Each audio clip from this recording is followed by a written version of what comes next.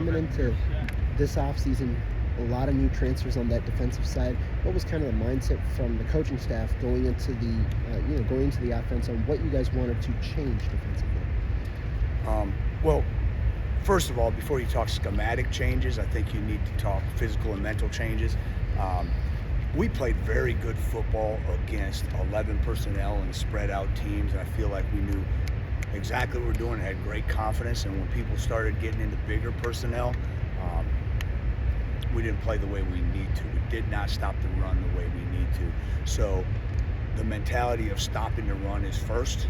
The mentality of the physicality of this game of football, which is what this place has always been around, or been about, is first.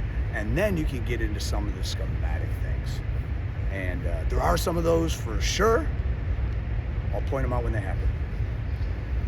Mike, we've seen quite a bit of that 3-down set. Is that kind of a response more to the 12 you've seen from the offense, or is that kind of what you want to get to having some more bigger bodies on the field? Yeah, so our edge players have their hands in the dirt a lot. And our edge players are bigger. And those are both things we needed to adjust beyond scheme, right? Putting your hand down, that's not really a scheme thing, that's a mentality thing. Getting a little bit bigger, stronger, having guys who love to stop the run, that's not a scheme thing, that's a mentality thing. So in the offseason, we definitely said on our edges, we need to get bigger. We want to put our hand in the dirt and absolutely dominate the C area. Could that result in a few less guys on the edge dropping? Yeah, but you know what that means? They get to rush, get to be more aggressive, and we need to. Along those lines, you guys had a lot of big guys up front. I know obviously it's early, but what have you been able to ascertain in terms of the impact that those guys might potentially be able to have? So one thing I'm seeing is a lot of confidence in the defensive front's ability to be tough and difference makers. And when I say confidence, I'm talking about the linebackers back behind them. I'm talking about the coaching staff. I'm talking about within their room. You can see there's some great confidence in those guys. They are bigger, but I'm really proud of how physical they're playing. But they're not just bigger, they have a little bit of twitch to them too, which is really, really exciting. When you can put some size and some twitch together, that's where there's really problems, because offensive line doesn't know if they're going to get hit in the mouth or if they're going to get shook a little bit. Coach, when it comes to the guys up front, the biggest balance is stopping the run versus rushing the quarterback. How do you guys create that balance with a bigger kind of defensive line with you guys in there? How do you kind of strike that balance? I think part of it is we've talked a lot about eliminating the do your job mentality and having more of a game changer mentality. I think there was a lot more, too many times last year where we were just hanging on, trying to hold on to our gap, just trying to do our job. I trust that you're going to do your job. We need to have a game changer mentality. So if you attack stopping the run with that mentality, you're naturally going in the right direction to rush the passer too. And if you're a bigger, stronger dude, those power rush moves are more what you need to be about anyway. But our guys' mentality of going in that direction, I think, is a big difference. One of those guys that's kind of stood out so far is Charles Perkins. What is about the way he plays or the fit and what you guys are looking for that has helped him kind of stand out right now? Charles Perkins and Suggs. Perkins and Suggs are both guys who, at the 3 technique, are big, strong dudes, but quite honestly have a little more twitch than we've been playing with. I'm just going to be honest with you. And they're also guys that go. I think their mentality is something that is exciting everyone on the defense, everyone on the team, to be honest with you. Perkins, in particular, is a guy, it doesn't matter what the last 3 plays look like, he is going to bring energy, he's going to lift people up.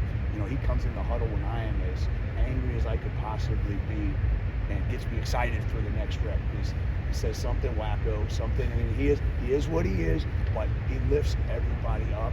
And where we have improved and we must continue to improve is not allowing one negative play to affect us, right? You can't allow an 8-yard gain. Who cares? As long as we create negatives and takeaways and don't give up explosives, play the next play. And he naturally does that, and that's rubbing off on all of us, including me. The corner spot had some movement there. You got guys back there that played a lot of football. You have depth. There seemed to be a little bit of a concern. How do you feel about that position as a whole? Right now, really good. If you can have both your returning corners come back, it's hard to not be excited.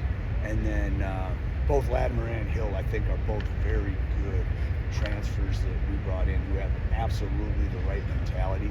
They can give us reps. They can be Big Ten starters, but even if they're not starting, their attitude is just where we need it to be. So you feel good about both those guys coming in. But I'm just going to tell you, if you have both your starters at corner coming back, you can't complain. Matt Young. Sorry. Oh, because there are a lot of guys you get added through the portal who are kind of making that jump up from the FCS level on the defense. I guess I'm wondering, when you're kind of trying to figure out if guys or how their transition is going, what are you looking at, and what are you seeing from some of those guys that are trying to make that jump? Yeah, there's a couple things. If we didn't think their skill set gave them a chance, we wouldn't have brought them in. But is this game moving faster for them, or are they right up with the speed of the game? That's one thing. And then another thing is, do they play with the same confidence they did at the previous level right now? Do they continue to trust themselves? You were talking about Matt Young. He's coming from a completely different level of ball, but he was a very dominant player. Does he come in with still a dominant player mindset, or is it a let me see how I fit in here type of mindset? And he's coming in with the right mindset. He believes in himself. But besides the physical traits, those are things you're looking for. Coach, you've had a lot of success as a defensive coordinator at a lot of different stops. The last 2 seasons especially seem like they've been tougher on the team as a whole. Have you found yourself growing as a coordinator anyway in the off seasons, or what are things that you've kind of done to maybe change or to grow in different areas to be better? So absolutely yes. 2 things. One, as a good coach, you need to do what your players do really well. Yes, so we got to continue to find that. But B, being real with yourself about the type of players that you need as well, right? So that's a couple things that you continue to evolve at. But the other thing is the mentality, and I just mentioned this, of not necessarily trying to win every single play. Meaning, we don't have to hold them to 3 yards every single play. We need to create negatives, we need to create takeaways, and then eliminate the explosives, okay? And then dominate in the clutch. When you try to play perfect, or when you try to call a game perfect, it turns into that fit ball where everybody's just trying to just do their job. So I'm encouraging the players to have the game changer mentality, but myself too. Like, I need to call the game with a game changer mentality. Sound, but we need to be aggressive and have a takeaway, negative play mentality. Like, when you talk about that mentality shift of like not letting that one play kind of snowball, that seems to be less, not just even before your staff came in, like that seemed to be something that, how do you break that, I guess, in guys? Like, how do you, is it mental talk between practices as on the field? Like, how do you break that? It's like, yeah, a couple things, okay? We have great guys who want to do it right all the time. So when you don't, you're naturally not satisfied, okay? That's great if it motivates you. That's not great if it drags you down. The thing that we were just talking about, where we set our objectives as negative plays and takeaways, and not our objectives of being perfect. Our objectives being the process and not perfection, I think has changed. And we can go back and show how we created some negatives. We can show how we're attacking the football. And as long as we don't give up explosives, the vision of perfect, we have to get rid of that. Because we do have guys that want to do right. It's not like they're going to go rogue. Sure. They're not going to go rogue. They're going to want to do right. So skip perfect. We say, don't worry about it. We'll figure it out later. Attack. You guys will play without Hunter Wooler for the first time in a few years. What's the mentality when it comes to replacing a player like that, both on and off the field? You know what? I love Hunter Wooler. I wish Hunter Wooler was here. And I'm really hoping for the best for him. He's going to have a great NFL career. So no disrespect, Hunter, but we haven't thought about you at all this spring.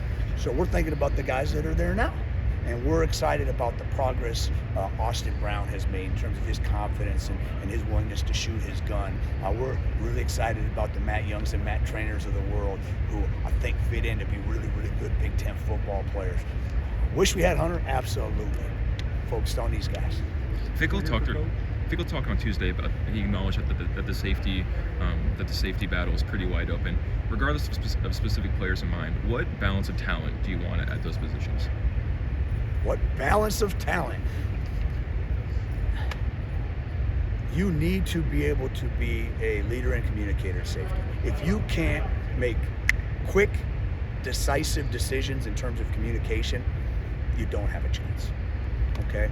You also have to make good decisions on the field in play, because as a safety, if you lose leverage, it's going the distance. If you undercut a route at the wrong time, it's going the distance. So decisive and over time proving to be decisive, making the right decisions are critical. But in our defense, you need to be able to play the deep part of the field and have some range, and you better be able to tackle. There's not going to be one of the 11 on the field in a Coach Fickle or a Coach Tressel defense that doesn't bring it when they tackle. But more so this year than ever, do you attack the ball? You need to create takeaways. Let's kind of talk about Aaron Witten is kind of this hybrid position. I guess I want to get your thoughts on it. What makes him ideal for it, and is this something similar to maybe what Hunter was doing at some point, just with a bigger guy? Yeah, you can't really compare it to what Hunter was doing, because you're going to put Hunter in a lot more space. But in terms of finding a guy with high football IQ and trying to put him in position to do what he does best and make plays, yes, in that regards. He's a guy that impacts others when he's on the field.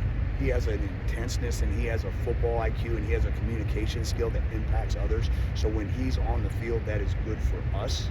So we're trying to find the role that allows him to A, be on the field, but B, do what he does best and use his football IQ to recognize situations and be able to make big plays for us. Mike, we've seen Latimer kind of shift into that. Yeah, I know these guys want Coach Mitch. I feel you. We've seen Latimer kind of moving into that nickel role with that first defense. What is the process of developing nickels? Because it's kind of like center on offense, where you're not recruiting that guy from high school that's playing that position already. So what's that process of getting guys ready to play nickel in college level? Well, first of all, he has played a little bit of nickel in his college career, which is fantastic. If I'm going to be honest with you, a few years ago, if you'd asked me that in the defense we played at Cincinnati, it would be a very high percentage about man skills and about understanding where your help is within a defense, right? If you are in a defense that the percentage of the zone goes up a little bit, there has to be a lot of feel involved, because it is harder to diagnose routes in the zone if you're in an underneath zone as opposed to top-down vision. And he seems to have pretty good instincts. But the last thing is corner skills, but you're going to be involved in the run game a lot more than your traditional corner, so you have to embrace that. You have to attack that. And the more and more we can find a guy that's also impactful blitzer, that would be really nice.